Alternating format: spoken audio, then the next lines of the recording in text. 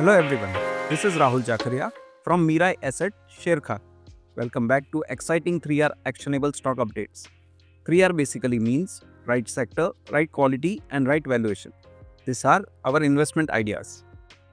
Today we have an update on Samhi Hotels. Our analyst maintains positive view on Samhi Hotels with an upside potential of 27% over the next 12 months. Management expects strong performance in second half driven by ARR, which is average room rate growth, which will aid in EBITDA margin expansion and strong PAT. The company's eyes high single low double digit revenue per available room growth in second half. Addition of 525 upscale rooms in key business market of Hyderabad and Bangalore and internal growth will lead to an increase in the portfolio of 5,640 rooms in 2 to 3 years.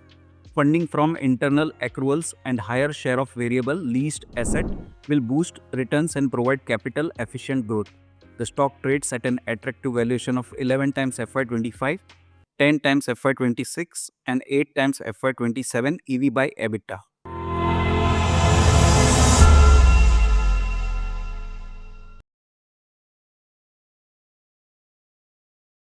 Investment in securities market are subject to market risks. Read all the related documents carefully before investing.